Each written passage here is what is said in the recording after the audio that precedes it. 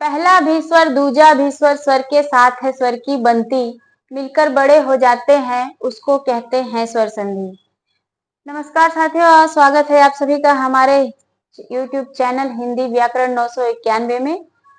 पिछले वीडियोस में हम लोग पढ़े हैं संधि कितने प्रकार की होती है, स्वर संधि, विसर्ग संधि और व्यंजन संधि, जिसमें से आज हम पढ़ने जा रहे हैं स्वर संधि। स्वर संधि किसे कहते हैं और स्वर संधि कितने प्रकार की होती है। तो नाम से ही आप लोगों को प्रतीत हो रहा है स्वर संधि। स्वर संधि ऐसी संधि जिसमें स्वर से स्वर का मेल होता है, मतलब जो पहला अक्षर होगा और जो दूसरा अक्षर होगा दोनों स्वर होते हैं, स्वर के साथ ही स्वर की बनती मतलब मिलान होता है और दोनों मिल करके बड़े हो जाते हैं, उसको कहते हैं स्वर संधि। ठीक है, परिभाषा देख लेते हैं।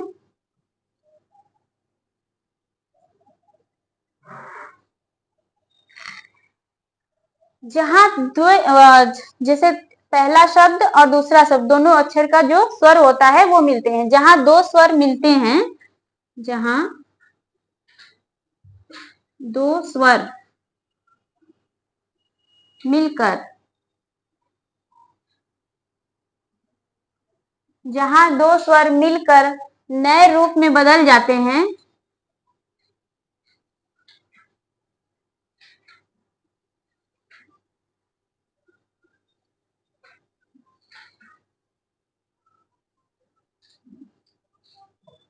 उसे स्वर संधि कहते हैं, उसे हम स्वर संधि कहते हैं।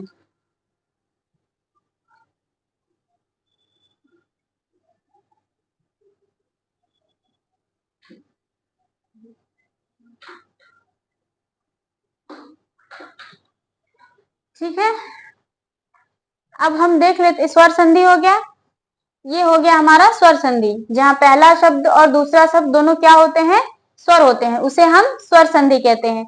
अब हम देखते हैं स्वर संधि कितने प्रकार की होती है। ये तो सबसे सरल है, सबको याद रहेगा कि स्वर में स्वर का मेल होता है, उसे स्वर संधि कहते हैं। अब हम संधि के प्रकार देखते हैं कि स्वर संधि, संधि के प्रकार हमने देख लिया है, 3 प्रकार के होते हैं। अब हम देखते हैं स्वर संधि कितने प्रकार की होती है।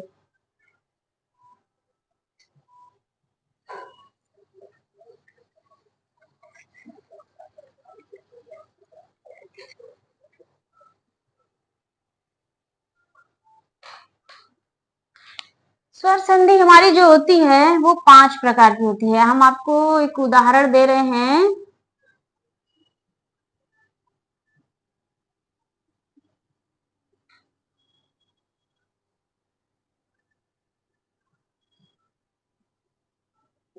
ठीक है, ये हम लिखते हैं स्वर संधि। आपको याद रहेगा, जैसे ये हमारा ये स्वर संधि हो गया और इसमें 5 उंगलियां हैं। इन पांचों उंगलियों पे, क्योंकि स्वर संधि जो है वो 5 प्रकार की होती है, पांचों हम उंगलियों पे गिन लेते हैं। दीर्घ स्वर संधि, इसे बड़ी फिंगर पे रखते हैं, बड़ी उंगली पे रखते हैं, क्योंकि ये दीर्घ मतलब बड़ा होता है। ठीक है, ये हो गया हमारा गुड़, गुड़ स्वर संधि हो गया।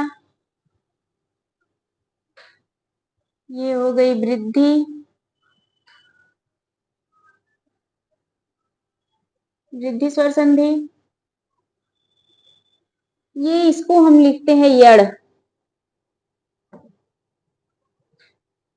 यड़ स्वर संधि, और इसे लिखते हैं अयादि,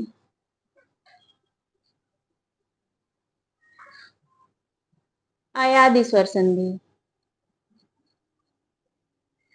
ठीक है, देखिए ये हम इसलिए बना करके दिखा रहे हैं, इससे आपको याद रहेगा। देखिए अब सबका अर्थ बताते हुए आपको आज हम पढ़ेंगे दीर्घ स्वर संधि। हमारी स्वर संधि जो है 5 प्रकार की हो गई, स्वर संधि, संधि के प्रकार हो गए। इसमें से हम सबसे पहले पढ़ेंगे दीर्घ स्वर संधि।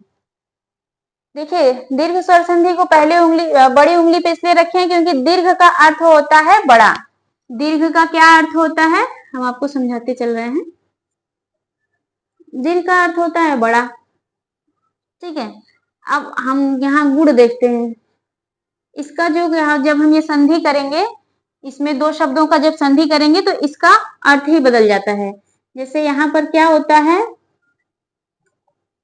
अ धन अ बराबर आ, लेकिन गुण में क्या हो जाएगा, गुण संधि में बढ़ोत्तरी कह देते हैं इसको हम लोग, बढ़ोत्तरी हो जाता है। जैसे आ धन ई बराबर ए, रूप ही इसका बदल जाता है। ठीक है, आ धन ई बराबर ए हो जाएगा, ये गुण संधि हो जाती है। वृद्धि भी क्या होती है, वृद्धि का मतलब भी होता है बढ़ना, लोग जानते ही हैं। वृद्धि, वृद्धि मतलब बढ़ना। तो इसमें क्या हो जाएगा, एक इसमें जो है ए, हमेशा ए, इसमें दो हो जाते हैं ए जो दो मात्राएं ऐसे लगती हैं। ठीक है, और फिर आपकी बची यड़ संधि। यड़ को याद करने के लिए इसमें आधे अक्षर हो जाते हैं, आधे अक्षर जरूर रहेंगे। जैसे आपका प्रत्येक हो गया, प्रत्येक सदन, प्रतिधन एक, ये सब जो होते हैं इसमें यड़ संधि में जो भी आप संधि करेंगे तो उसमें आपको दिखेगा आधे अक्षर जरूर आएंगे यड़ संधि में। गुण में क्या होता है, एक मात्रा हो जाता है, ए हो जाता है। वृद्धि में आपके एक मात्रा बढ़ जाती है, और यड़ में जो होता है वो आधे अक्षर हो जाते हैं। ठीक है, ठीक है। तो देखते हैं कि सबसे पहले दीर्घ, दीर्घ को हमने यहाँ पे इसलिए लिखा है क्योंकि दीर्घ का मतलब होता है बड़ा। जैसे हम बोलते हैं ना दीर्घायु होना, चिरायु होना, तो दीर्घ, दीर्घ का मतलब होता है बड़ा होना। यहाँ हमने लिख दिया दीर्घ, दीर्घ मतलब बड़ा हो जाना। जब दो स्वर अ प्लस अ बराबर आ रहेगा, अ रहेगा, तब भी वो आ होगा, अ धन आ हो जाएगा। गुण, गुण संधि जो होती है, गुण मतलब बढ़ोतरी करना, इसमें क्या होता है, जैसे रमा धन ईश हम आपको बताए थे, रमा धन ईश, तो इसमें भी आ धन ई बराबर क्या हो जाएगा, ए हो जाएगा। रमेश, रमेश, महेश, सुरेश, दिनेश, क्या होगा, गुण संधि याद रखिएगा, उसमें ये एक मात्रा जरूर रहेगी, ये गुण संधि हो जाएगी।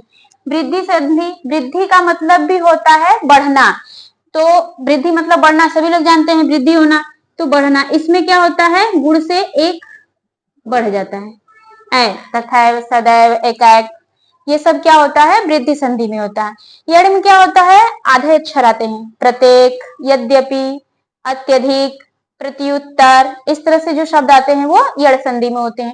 अयादि में क्या होता है, ए के स्थान पर अय, ए के स्थान पर आय, ये सब नियम होते हैं। जैसे आपका नयन हो गया, शयन हो गया, चयन हो गया, पवन हो गया, ये सब क्या होते हैं, ये अयादि संधि में आते हैं। तो अभी हम आपको पढ़ाते हैं दीर्घ संधि। आपको याद हो गया कि संधि कितने प्रकार की होती है, तीन प्रकार की, ढाक के तीन पात हमने बताया था, स्वर संधि, व्यंजन संधि और विसर्ग संधि। उस संधि में स्वर संधि के 5 प्रकार होते हैं, इसी के 5 प्रकार हैं। बाकी जो संधियां होती हैं, जैसे जो व्यंजन संधि है उसमें भी नियम होते हैं, स्वर विसर्ग संधि है उसमें भी नियम होते हैं, 8-9 नियम होते हैं, तो वो नियम के तहत पढ़ाया जाएगा। ये अभी हम पढ़ रहे हैं स्वर संधि। तो स्वर संधि में 5 प्रकार हो गए हमारे, दीर्घ स्वर संधि, गुण संधि, वृद्धि संधि, अयादि संधि और यड़ स्वर संधि। तो इसमें भी हम सबसे पहले पढ़ते हैं दीर्घ स्वर संधि।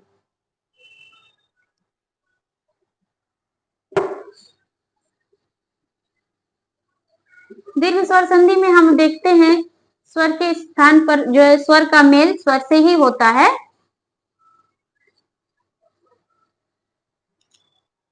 इसमें क्या होता है, अ धन अ बराबर आ, अ धन अ बराबर आ, उसी तरह से यहां हम लिखते हैं आ धन अ बराबर आ। इसमें जब भी कोई भी स्वर आएगा वो बड़ा हो जाएगा। जैसे ई धन ई, ई धन ई, ये भी क्या हो जाएगी, बड़ी हो जाएगी। कोई भी स्वर आएगा वो बड़ा ही हो जाएगा।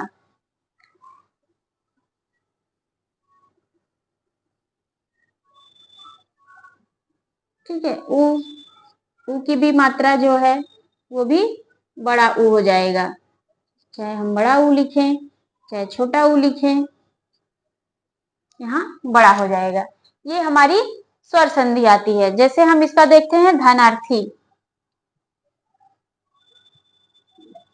इसका देखते हैं धन, धन अर्थी।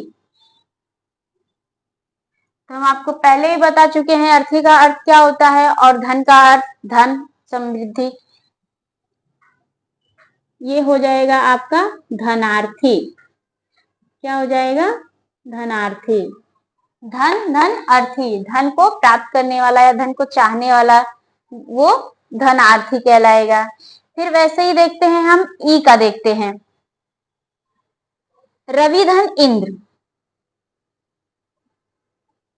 रवि धन इंद्र। ठीक है, क्या हो जाएगा? रविंद्र। इसमें भी बड़ी ई हो जाएगी, रवि धन इंद्र। रवि में भी जो है कि देखते हैं, रवि का मतलब होता है सूर्य। ठीक है, यहाँ देखिए रवि, इसमें से हम आपको पहले ही बता दिए हैं कि इसमें हम स्वर निकालते हैं, तो यहाँ क्या निकल रहा है? ई निकल रहा है। और इसमें क्या निकल रहा है? ई पहले से ही है। ये दोनों मिलके क्या हो गया है? बड़ी ई हो गया है। ठीक है, रवि, रवि में छोटी ई है, इंद्र में ई है, दोनों ई मिलके बड़ी ई हो गए हैं रविंद्र। रवि मतलब होता है सूर्य, इंद्र मतलब होता है ईश्वर, भगवान या स्वामी। वैसे ही अब हम आपको ऊ का उदाहरण दिखाते हैं। सबसे पहले देखते हैं भूष्मा, भू धन उष्मा। उष्मा मतलब होता है गर्म और भू मतलब होता है भूमि।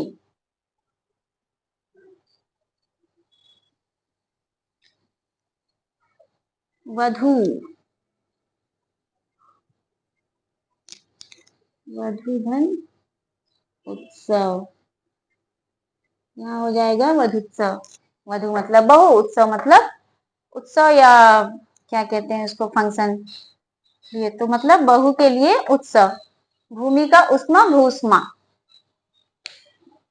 तो दीर्घ स्वर संधि में कोई भी स्वर आएगा वो बड़ा हो जाएगा। आपको ये याद रखना है, स्वर संधि में स्वर के साथ स्वर का ही मेल होता है, लेकिन दीर्घ स्वर संधि में क्या होता है? कोई भी स्वर इधर हो या उधर हो वो बड़ा हो जाता है। चाहे अ के साथ अ मिलके आ, ई के साथ ई मिलके ई, उ के साथ उ मिलके उ। इसके आगे हम पढ़ेंगे, आगे के वीडियो में पढ़ेंगे गुण स्वर संधि। तो अभी तक के लिए